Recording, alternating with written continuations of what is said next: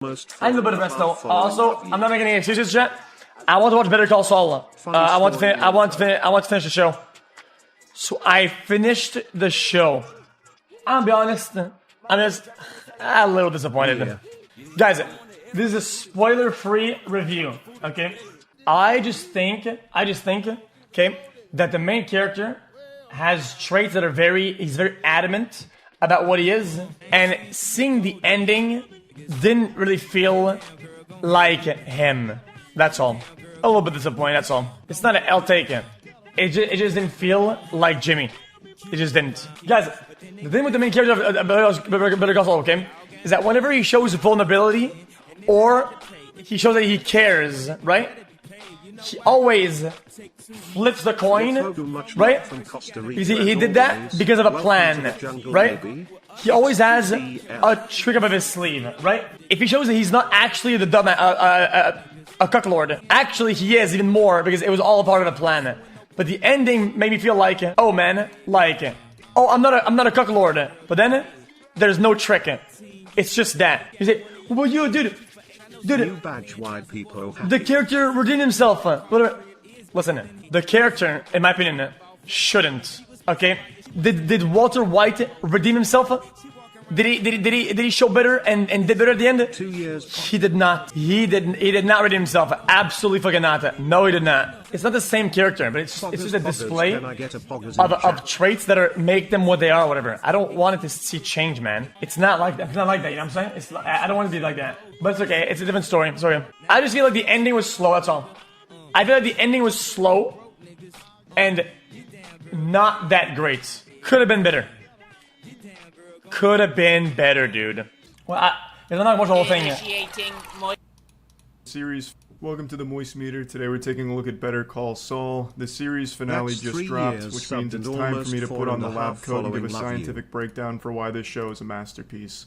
Now, I already made a whole video comparing Better Call Saul to Breaking Bad, giving my opinions on both, so I'm not going to be comparing the two in here. Yeah, I'm just going to be focusing on Better Call Saul.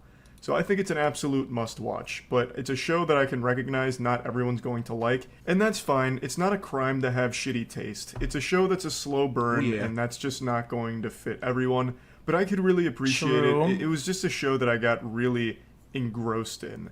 I didn't watch it until Season 6, like, week by week. I had to catch up from Seasons 1 through 5. Over the course of, like, a month, I binged the fuck out of it. I went so hog wild. I loved it. Now for the Moist Meter, I'm mainly going to focus on Season 6, since it's the final season and that's what's just finished. And I've already talked at length about 1 through 5 in that video I made comparing waiting for it to come back and conclude. Okay, cool. God damn it, he does. Boogeyman that's haunting the characters. He can be anywhere at any time and kill you if he doesn't like the way you smell. He's just this looming miasma of misery that at any moment could just show up and kill, and god damn it, he does. The Lalo mid-season finale. Yeah, guys, no joke. I think Lalo's one of the best characters. I feel like, guys, trust me, okay, guys. I watch a lot of shows. Okay, I watched a lot of shows in the past. I watch almost every show out there. Okay, you think of a show, I probably watched it. Okay, I think Lalo is one of my favorite characters. Maybe he's not the best. Okay, because it's kind of crazy to say the best character. I think he's very elaborate. Okay. Very good, well, and the actor is insane. I don't know who this guy comes from, what the fuck. It came out of nowhere. I never seen him acting anything else. I think he's insane doing it. With he's the crazy. Execution of Howard was probably one of the most stunning moments I've ever had watching a TV show. When that episode ended, I just sat there for like 3 or 4 minutes just digesting what I had just seen. Just marinating on it. I couldn't believe it. It came out of nowhere, but it's not like it was just shock for the sake of shock or anything. Like, it felt like, damn, spoiling it. This is some Lalo shit. Like it absolutely made sense, and it was so beautifully done. You know, Howard was a character where you were never like rooting for Howard per se. He was framed as a bad guy, but he was never actually a bad guy. He was interesting antagonist where he was just like a nice guy overall with some moments of being a douchebag. You know, guys, I'm gonna go ahead and disagree with Charlie. Okay, I don't even feel like that about Howard. You know what I feel about Howard? I feel like Howard was told to do bad things, right? But he doesn't have the balls to do bad things, right? But because he was told to do bad things, he kind of enjoyed it. Okay, him casting out Jimmy or whatever, he enjoyed it because he was allowed to do something bad, and he was told to do so, so he had an excuse for it. And I feel like he liked that. I feel like the character enjoyed that, which is I think is part of his character, literally.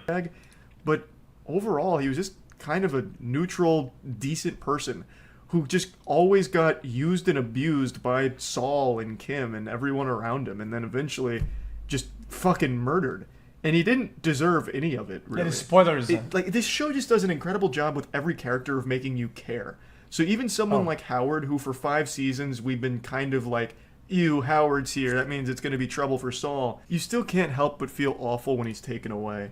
I think Lalo Salamanca was really the most important component of this show. They needed someone like Lalo to be even more evil than Saul and everyone else in the cast. Because Saul's not like a hero. He's not a good guy. No one would ever watch this show and be like, damn, Saul Goodman, what a fucking saint. He's driven by compulsion. He hurts everyone around him for selfish reasons. He's a bad guy.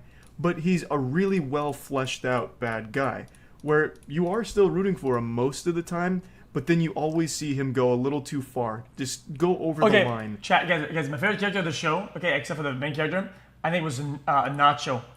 I really love the character, and I think it was very well done and very elaborate. Another well-built character. I think Nacho, best character. And I think Lalo was just the perfect villain to stack up against him. And they also introduced another extremely strong character, Nacho. He's not in season 6, but I do just want to mention him because that's another new character that wasn't in Breaking Bad that absolutely shines in this show. I just wanted to at least put that out there. But back to season 6, I think in the first half, Lalo is what amplified it to being such an incredible first half. That mid-season finale still being probably one of my favorite episodes of a TV show. And then the first episode back for the second half of season 6, I thought was an absolute banger. That's when Lalo, spoilers, huge spoilers, Lalo gets beaten. Lalo gets killed by Gus in an incredible showdown. I actually thought that entire episode was so fucking perfect. I couldn't be happier with how they concluded Lalo's story, because this, of course, comes before Breaking Bad, so Lalo's not there. You knew he was going to die at some point, but you didn't know how, and I thought that... Yeah. You know something that I noticed the director does a lot, both in Breaking Bad and whatever, is that when I feel like, whenever I feel like he notices that the plot armor is too heavy, I feel like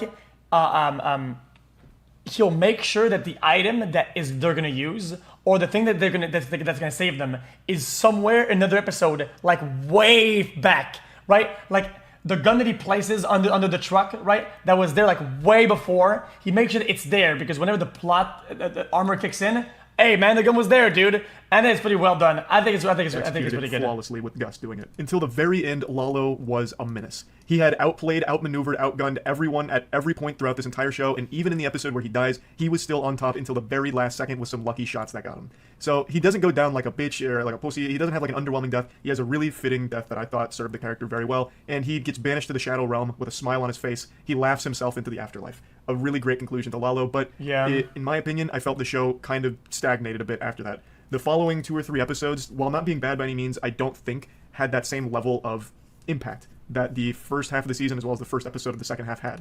It focuses on Saul post-Breaking Bad. So now we're following Saul as he's undercover as Gene. So Gene is Saul Goodman after Breaking Bad, after, going through the identity change and everything and being on the run. So Gene works at a Cinnabon, and he's starting to dip his toes back into a life of crime. He gets a little team together, and they're pulling off small jobs for some money, and it's fun to watch. It's like silly little side quests, and it has a lot of humor in it. It reminds me of, like, the villains from SpongeBob when they form evil. Every villain is Livins. Like, obviously Saul's the only one here with experience, and I like that, but the plans. But there's a lot of moments where the other characters do some wild shit. For example, one of them, while stopped at a stop sign and driving a taxi, is just hanging. Yeah, as much as I enjoyed this part, I think it could have done. I think it was a little bit slow. I think hanging out for a while. Some cops pull up behind him. It was good though, but it could have been better. Sitting there eating fish tacos behind him, unaware of anything going on. And the taxi driver, who's working with Saul, panics, shifts his car to drive like he's fucking shifting and fast and furious, ready to engage the nitrous oxide boosters. Steps on the gas and immediately crashes into a parked car in front of him, which gets him arrested. This was actually the catalyst for Saul's demise. So Saul had earned the trust of this guy's mom. She was an elderly woman, and he had lied to her about a missing dog, and then they became friends, and then formed this group that was robbing people. But when her son got arrested, Saul did what he does, and he lawyered the shit out of it. He came up with a plan to get him out, so he called his mom, and his mom got really suspicious because she doesn't know this is Saul Goodman. She knows this guy as Gene, just an ordinary guy working at Cinnabon. So she starts wondering how he knows all this, and eventually connects the dots that Gene is Saul Goodman, and then she eventually calls the cops on him, which leads to his arrest. This is a super fitting way for Saul to go down, by the way, because in the beginning, you'll remember Jimmy McGill, Saul Goodman, Jimmy had made a career out of working with elderly clients early on. He manipulated a lot of elderly people early on. So to finally get busted because of manipulating an elderly woman again, I think is just a poetic, great finish. I thought that was really well done. True. But my point is, I didn't find the adventures of Jean and this ragtag group of misfits robbing people to be super interesting. It was entertaining, like I enjoyed it, but it felt like it lacked aim. Which, again, you would expect. It was just kind of like a refractory period after the first episode of the second half of the season. That's what I said. I don't even think it was lacking. See, that's what I said. That is what I said. See, I didn't pre-watch. I literally called it. It wasn't that great. Luster because I still enjoyed them, but it just felt like it lacked an overall purpose. It was just watching Jean get back into Saul Goodman's helm, taking it back and doing what he does best. Fun, goofy adventures, a bit silly at times, but it all did have a purpose in the end, where the mom connects the dots, calls the police, and they arrest Saul Goodman. And that brings us to the series finale, where Saul Goodman yet again shines. He's able to strong-arm everyone legally, just laying down this fucking smackdown of law, and then even gets Kim out there to witness it. But decides to throw it all away and confesses to every single one of his crimes that we've seen him commit throughout both Breaking Bad and Better Call Saul. He makes a very public spectacle about everything that he's ever done wrong. And the series ends with him in prison. That's all she wrote. I think it's an extremely fitting conclusion. A character like Saul Goodman never deserved a happy ending, but this is about the best that he can get. Kim visits him in jail as his attorney, and the two get to connect one last time, and we see Jimmy in prison looking longingly outside at Kim.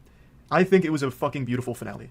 Like I said, I enjoyed the first half more than the second half, but I love where the second half eventually ends up. I think Better Call Saul is a must-watch show that I recognize not everyone's going to appreciate, but I do think it's worth everyone giving it a... Okay. Yeah, it was, Okay, you can unmute now. Unmute you.